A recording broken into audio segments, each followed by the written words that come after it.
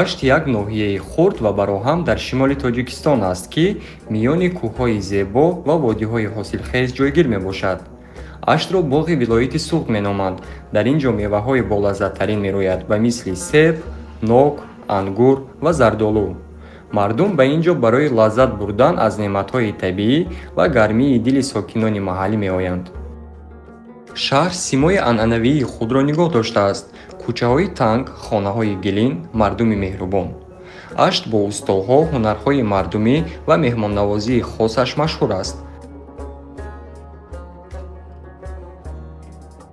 зиндагӣ дар Ашт бо сукунат ва хиратмандона ҷорӣ мешавад. Дар ин ҷо меҳнат, оила ва эҳтиром ба решаҳоро азиз медоранд.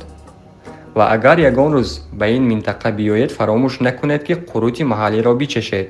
ҳамчунин каме дар кӯчаҳо сайру гашт кунед, фазои шарқи орому самимиро эҳсос намоед. ман Назмиддинова Гулбиби.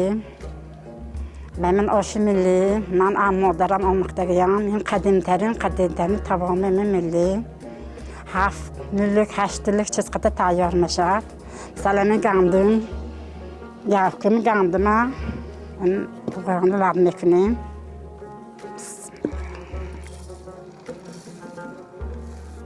якум ин уғрони лаб мекунем.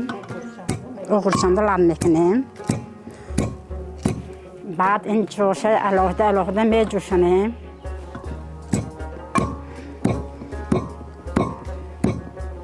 من اینا یکم نمی جوشانیم.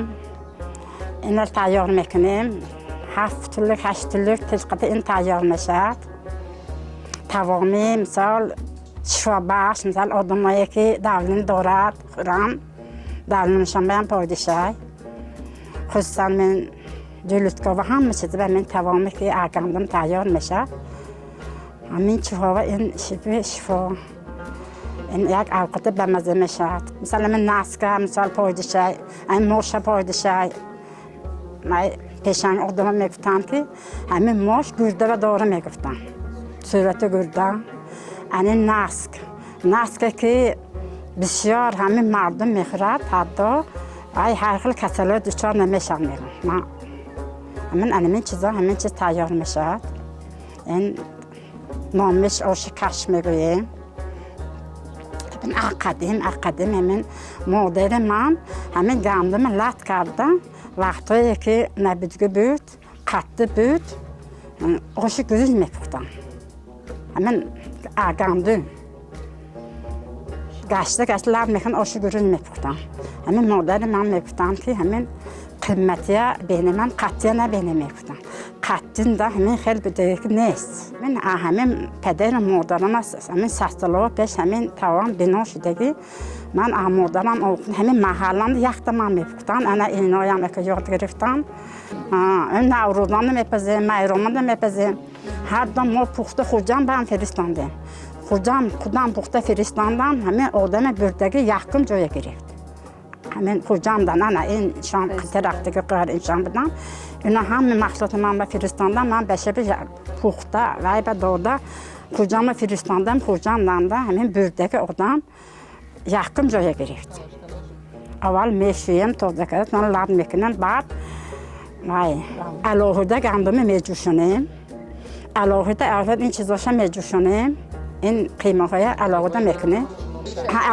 علاهده جوشانده سانه بعد زیرور کرده سانه همشه یک جای سانه میپسیم. سانه این تیار میشد. نصیب کند خدا خواهد میخوریتون. امروز میهمان مایتون.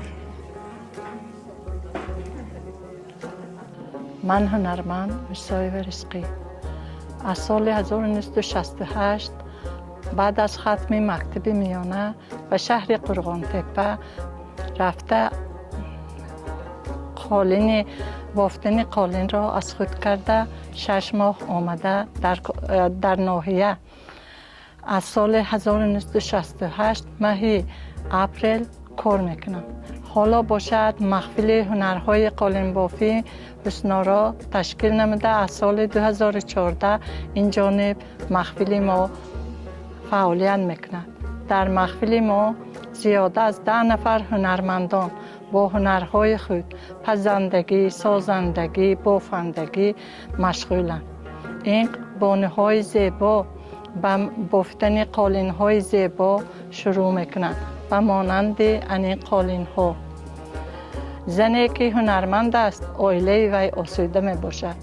هیچ کاری نداشته باشد، بافندگی داشته باشد، به فرزند خود پیپا، جنفی و دیگر چیزها را بافیده فرزندان خود را شاد میکند. عائله من 3 نفر فرزند دارم. یکی شوفیر، یکی متخصص ورزشگر، یکی دخترم میسستره و کودکستان کار میکند، رادونبه. تحت 50 سال میشد که در این عائله زندگی و فعالیت میکنم. به فرزندانم هنرهای بافندگی، دوزندگی به نویره ها آموزانیده می استم.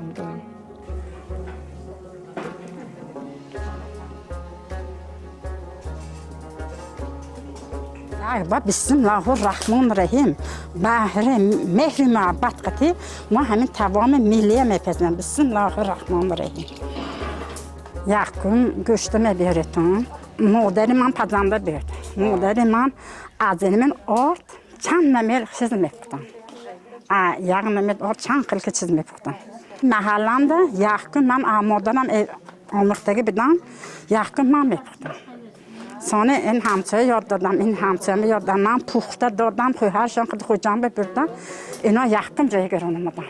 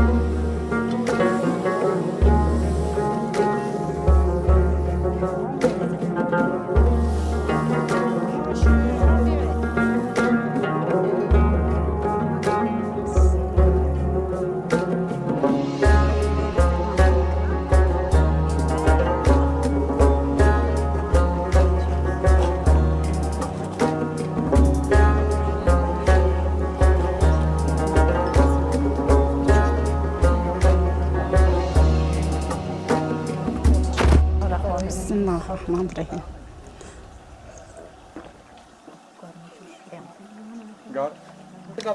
وقتی که طعام تیار می شود، آش کشک یعنی ما جرغاد را کشایونده نغز که به جرغاد بالای طعام تیار شده می ریزیم.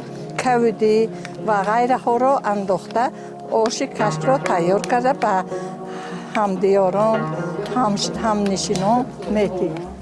مهمانان میسپاریم. به خوردن سر میکنیم. انا ببینید اوقات ما تیار شد. این است آش کشک. جرغاد را علاوه میکنیم. بعد به مهمانان میکشیم. توی مرکه های ما به این تمام نمیگذره.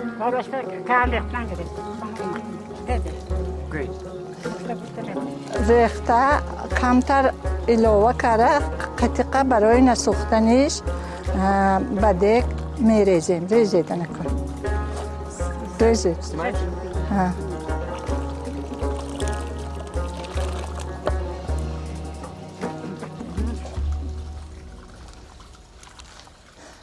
کودی هم پتید. این است تمام ما اوقات ملی ما به حساب میره. وقتی که نوروز عالم می آید برای فرزندا، برای دخترها، برای پسرها ما این توام را تیار کرده وقتی والده نان مالده تمنا میکنیم. من 14 سال